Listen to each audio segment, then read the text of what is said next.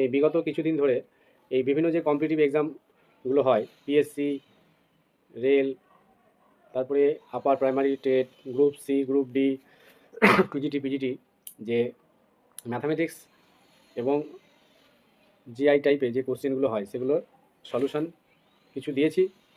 আমি কিছু video upload করেছি এবং এখন থেকে এই চ্যানেলে এই ধরনের যে কম্পিটিটিভ এক্সামগুলো আছে তার উপর বেশ করে ইম্পর্টেন্ট কোশ্চেনগুলো এখানে সলিউশন করানো হবে এবং ট্রিক্সগুলো মানে এত ইম্পর্টেন্ট ট্রিক্স, সেই ট্রিক্সগুলোর সাহায্যে মানে খুব ইজিলি এই ধরনের কোশ্চেনগুলো কিন্তু সলিউশন করা যাবে। তো যাই হোক, ভিডিওটা তোমরা লাইক, শেয়ার বা সাবস্ক্রাইব করে দিও চ্যানেলটাকে, আর শেয়ার করে দিও চ্যানেলটার যে ভিডিওগুলো, যাতে করে বাকিরা উপকৃত হয়। এবং আমি এই কম্পিটিটিভ পরীক্ষার জন্য অ্যাডমিশন নিচ্ছি, ঠিক আছে?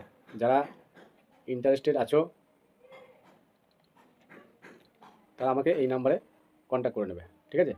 তা আমি আজকে যে কয়েকটা কোশ্চেন আমি নিয়েছি, টোটাল 10 কোশ্চেন আছে, সেই 10টা কোশ্চেন সলিউশন করব।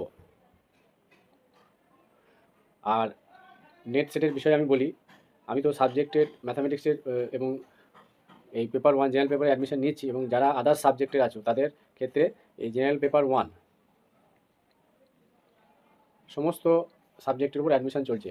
যারা ইন্টারেস্টেড আছো এই নাম্বারে কন্ট্যাক্ট করে নিও। বেশ, বলছি এই কোশ্চেন নম্বর 26-এর একটা কোশ্চেন ছিল। এই কোশ্চেনটা কিন্তু খুব ইম্পর্টেন্ট কোশ্চেন, এবং বিভিন্ন কম্পিটিটিভ পরীক্ষায় এই ধরনের কোশ্চেন কিন্তু আসে বা আসতে পারে। এই কোশ্চেনটা ফার্স্টে আমরা নর্মাল কীভাবে সলিউশন করতে হয় দেখবো, তারপরে শর্ট ট্রিক্সটা আমি বলবো। বলছি একটি গাভী এবং একটি মুরগির দলে পায়ের সংখ্যা মাথার সংখ্যার বলছে দ্বিগুণ।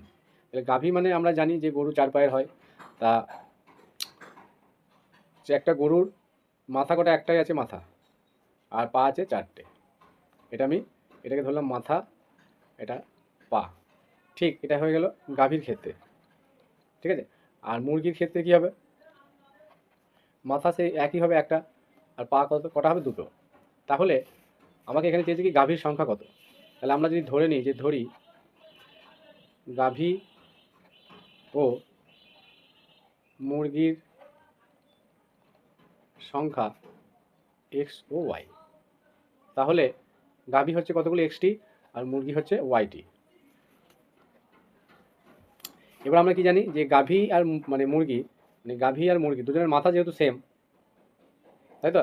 এরও একটা মাথা, এরও একটা মাথা। তার মানে এই এক্স প্লাস ওয়াই মানে গাভীর সংখ্যা আর মুরগির সংখ্যা, তাদের মাথার সংখ্যা যদি আমরা হিসাব করি, তাহলে 1 + 1 দুজনের কী হয়ে যাবে?